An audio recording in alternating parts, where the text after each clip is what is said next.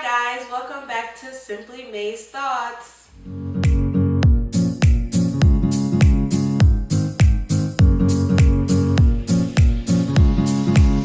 Today we're going to be talking about the 10 habits of highly successful students. I saw Thomas Frank do a video on the 8 habits of highly successful students. I'll leave the link in the description. I thought it was a very informative video, but I did want to give my input and my experiences on students around me who I perceive as successful students who have very interesting habits. I did want to make sure that we establish what a successful student is. And I just want to let you guys know that everyone has their different definition of what a successful student is. Some people view successful students as students who have all A's, and others may have a different definition. So I'd say get your definition locked into your head, and these 10 habits fit into each successful student's lifestyle. So let's get started. Number 1 is identifying and eliminating toxic relationships. Many people cannot identify toxic relationships in order to eliminate them.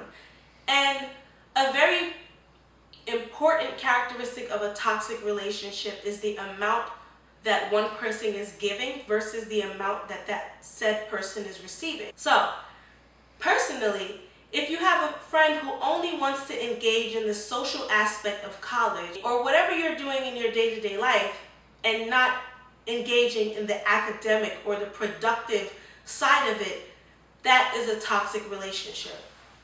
Don't get me wrong, it's important to have a social life and you need it, but my idea is that everything needs balance. So if you're in college, having a social life and balancing it with putting the same amount of work into your academics, you'll be fine.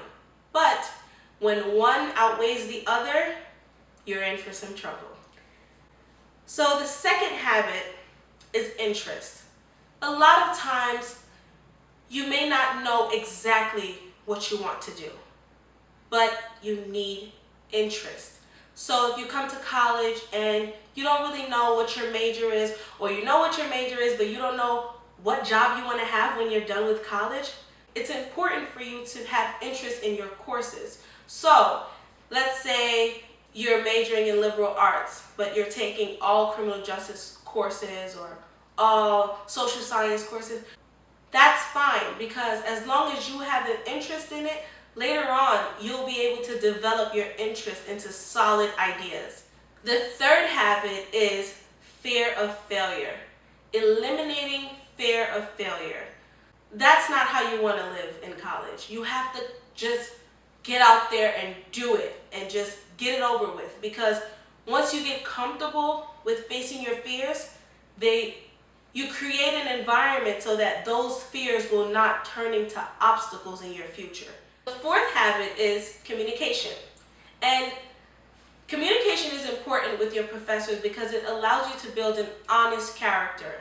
When you're in college, what you need on your side are your professors, because once they know who you are, they're able to trust and provide you with the resources that you need to succeed. So let's say you don't really miss classes like that, but you genuinely overslept. I personally would send an email and explain to my professor that I value your course, but I genuinely overslept and I don't want to lie about it. And that creates a space in your professor's mind where they know this person takes it seriously. Life happens and they are able to understand that and move on. The sixth habit is time management. And I think it's important to understand that there are different levels of time management. So short-term time management can simply mean, all right, I'm going to make sure I do as much homework as I can throughout the semester. I don't want to miss any assignments. So then you can set up yourself to whereas you know, all right, I have this assignment due then, this is what I need to complete. Long term can simply mean, you know what, in the future I want to be able to be as efficient as I can with my calendar. I swear by the calendar.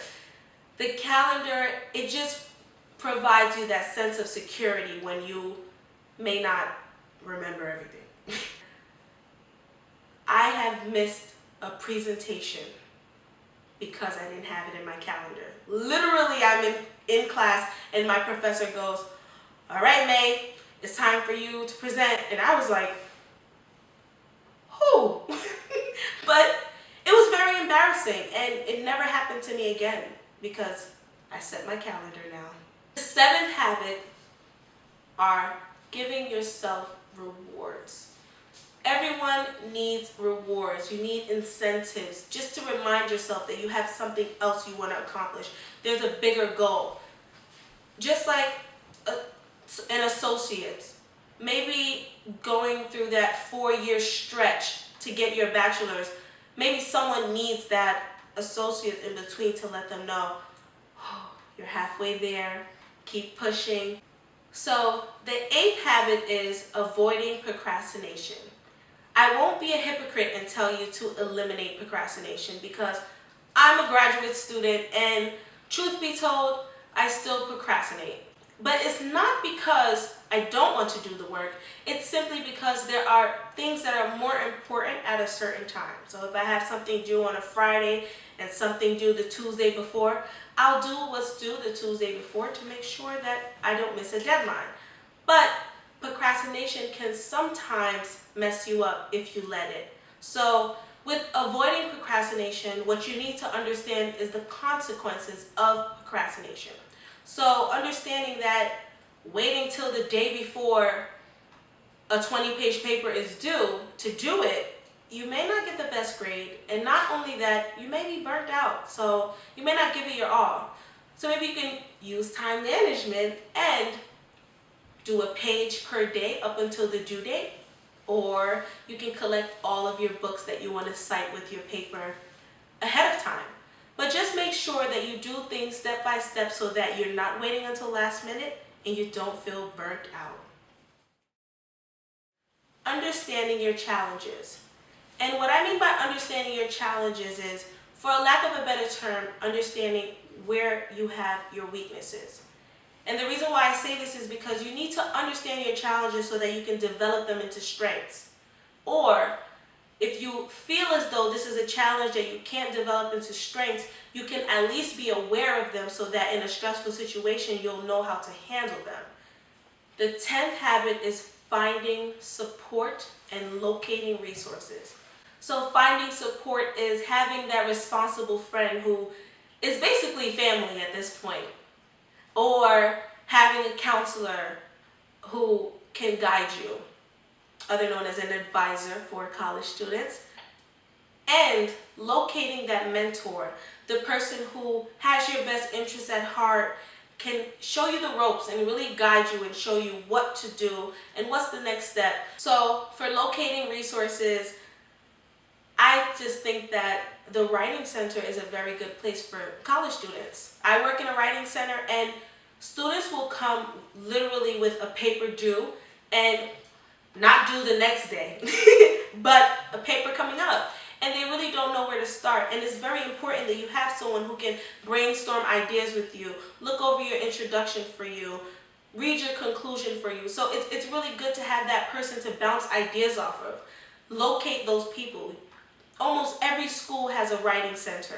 Almost every school has a tutoring center. You can go there, and even if you just want a good space to sit down and collect your thoughts, you can go to a tutoring center. The library is a very good resource for a quiet place to stay. But also, let's say you're at home and you want online help. You can locate those online resources such as Purdue OWL, who helps you with citations, or YouTube. I learned a lot about chemistry on YouTube. Sometimes you just need to find that person that can explain it in the way in which you can understand. And the good thing about online is that you can find all types of people who can talk to you in your language. So cohorts, I want us to set a goal for this channel. And our goal is that we are aiming for progress and not perfection. Perfection is awesome, but in order to get there, you need progress. So let's start there. Don't forget to like, comment, and subscribe. If you have any other habits that you feel as though you want to talk about or you think helps, put it in the comments below so that other people can read those habits and maybe use those. And anything that I mentioned in this video will be in the description. My blog is still under development, so as soon as the website is up, I will post it in the description below. But for now, stay tuned, like, comment, and subscribe.